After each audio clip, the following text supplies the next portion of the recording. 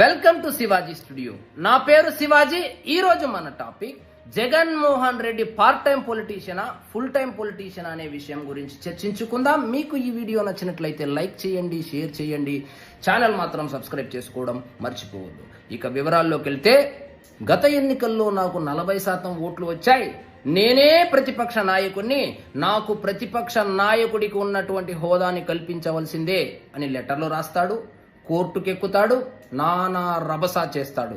కానీ గడిచిన 55 రోజులుగా జగన్మోహన్ రెడ్డి ఏ రోజు కూడా ప్రతిపక్ష నాయకుడిలాగా ప్రవర్తించింది నేనైతే చూడలేదు. ప్రతిపక్ష నాయకుడిగా కాదు కదా, కనీసం రాజకీయ నాయకుడిగా ప్రవర్తించింది కూడా నాకైతే కనబడలేదు. వాస్తవానికి రాజకీయ నాయకుడి ప్రధాన లక్షణం ఏదైనా ఒక సంఘటన జరిగినప్పుడు ఆ బాధితులని పరామర్శించి భరోసా కల్పించడం ఒక రాజకీయ నాయకుడికి ఉండవలసిన ప్రాథమిక లక్షణం. కానీ జగన్మోహన్ రెడ్డిలో ఈ ప్రాథమిక లక్షణం భూతద్దం వేసినా కనపడడం లేదు. ఉదాహరణకు నంద్యాల జిల్లాలో మచ్చుమర్రి అనే ప్రాంతంలో మైనర్ బాలిక గ్యాంగ్ రేపుకు గురై హత్య గావించబడి శవం వెతకడానికే 10 రోజులు పడితే, ఆ కేసులో నిందితుడు అనుమానాస్పద మృతి చెందితే దాని మీద ప్రభుత్వం మీద ఒత్తిడి తీసుకొచ్చి బాధితులకు న్యాయం చెయ్యాలి అని ఏ రోజైనా ప్రయత్నించావా జగన్మోహన్ రెడ్డి గారు? ప్రయత్నించని మిమ్మల్ని పార్ట్ టైం పొలిటీషియన్ కాకుండా ఫుల్ టైం పొలిటీషియన్ అని ఎలా అనమంటారు? మిమ్మల్ని నమ్మి 2,54,000 మంది మీ సేన, అదే వాలంటీర్లు ఈరోజు రోడ్డున పడ్డారు. కూటమి ప్రభుత్వం ఎన్నికల హామీల్లో భాగంగా వాలంటీర్లకు 10,000 జీతభత్యాలు ఇస్తామని చెప్పి అధికారంలోకి వచ్చారు.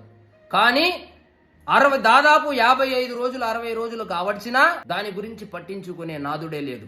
వాస్తవంగా నిన్ను నమ్ముకున్న 2,54,000 మందికి దాదాపు 2 నెలలకు 20,000 రూపాయలు నష్టం వాటిల్లింది. దాని గురించి ఏ రోజైనా మాట్లాడావా? ప్రెస్ మీట్ పెట్టావా? స్పందించావా? లేదే.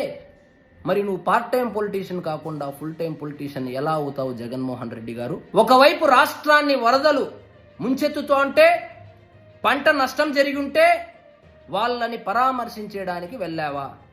లేదే. పంట నష్టం ఎంత జరిగింది, రైతులను ఏ విధంగా ఆదుకోవాలని ప్రభుత్వం మీద ఒత్తిడి తీసుకొచ్చావా? లేదే. మరి నువ్వు పార్ట్ టైం పొలిటీషియన్ కాకుండా ఫుల్ టైం పొలిటీషియన్ అని ఎలా అనుకోమంటావు జగన్మోహన్ రెడ్డి గారు? ఇదంతా ఒక ఎత్తు అయితే, కేంద్రము బడ్జెట్ ప్రకటించింది. ఈ బడ్జెట్ బాగుందా, బాగలేదా, రాష్ట్రానికి ఏమైనా చేకూరిందా లేదా అని ఏ రోజైనా మాట్లాడావా? దాని మీద స్పందించావా? ప్రెస్ మీట్ పెట్టావా? లేదే. మరి నేను పార్ట్ టైం పొలిటీషియన్ కాకుండా ఫుల్ టైం పొలిటీషియన్ అని ఎలా అనుకోమంటావు? ఏమన్నా అంటే నేను ఢిల్లీలో దీక్ష చేశాను, అన్నిటికీ కలిపి ఢిల్లీలో దీక్ష చేశాను అంటావు. నువ్వు ఢిల్లీలో దీక్ష చేసింది నీకొచ్చిన రిపోర్ట్ ఆధారంగా. కేవలము నువ్వు కార్యకర్తలను పట్టించుకోవడం లేదు, అందుకే మనం ఓడిపోయాము అనేటువంటి ఒక రూమర్ ఉంది కాబట్టి, మీరేదో కార్యకర్తలను ఉద్ధరించేటట్లు, ఒక కార్యకర్త హత్యకు గురైతే ఆ కార్యకర్త శవాన్ని తీసుకొని శవ రాజకీయాలు చేయడాన్ని మొదలుపెట్టారు. ఇవన్నీ పక్కన పెట్టి కేవలం వినుకొండలో జరిగినటువంటి ఒక హత్యను హైలైట్ చేస్తూ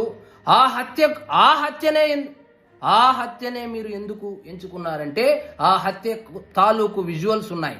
ఆ విజువల్స్ ను చూస్తే చాలా భయంకరంగా ఉన్నాయి.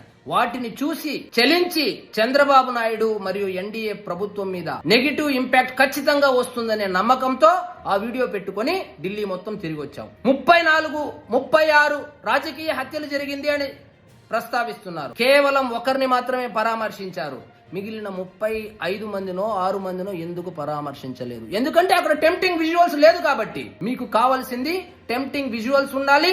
ఆ విజువల్స్ ఎవరికైనా చూపిస్తే దాన్ని చూసి ఎన్డీఏ ప్రభుత్వమో లేదా చంద్రబాబు నాయుడు ఇంత కిరాతకంగా పరిపాలన చేస్తున్నాడు అనేటువంటి సింపతి రావాలి. కేవలం దానికోసం మాత్రమే ఆ ఒక్క హత్యనే చేతిలో పట్టుకొని ఊరూరా తిరుగుతున్నావు. అసెంబ్లీకే వెళ్ళని నీకు ప్రతిపక్ష హోదా ఎందుకు ఇవ్వాలి? అసెంబ్లీకే వెళ్ళని నువ్వు పార్ట్ టైం పొలిటీషియన్ కాకుండా ఫుల్ టైం పొలిటీషియన్ ఎలా అవుతావు జగన్మోహన్ రెడ్డి గారు? మీరు చెడింది కాకుండా మిగిలిన 10 మందిని కూడా అసెంబ్లీకి వెళ్ళనివ్వకుండా, మొత్తం మీకు ఓట్లు వేసి గెలిపించిన 11 నియోజకవర్గాల యొక్క అభివృద్ధిని, 11 నియోజకవర్గాల యొక్క భవిష్యత్తుని తాకట్టు పెట్టి మీరు కనీసము అసెంబ్లీకి కూడా వెళ్ళడం లేదు. మరి మీరు పార్ట్ టైం పొలిటీషియన్ కాకుండా ఫుల్ టైం పొలిటీషియన్ ఎలా అవుతారు జగన్మోహన్ రెడ్డి గారు? 1 కాదు 2 కాదు 55 రోజులుగా మిమ్మల్ని గమనిస్తే నాకు అర్థమైంది ఏమిటంటే, you are not even a part time politician, you are not at all a politician. ఇదే విధంగా ముందుకెళ్తే 151 11 అయింది, ఈ 11 1 అవుతుంది. ఇదండి ఈ రోజు మన టాపిక్. మీకు ఈ వీడియో నచ్చినట్లయితే లైక్ చేయండి, షేర్ చేయండి, ఛానల్ మాత్రం సబ్స్క్రైబ్ చేసుకోవడం మర్చిపోవద్దు. జై హింద్.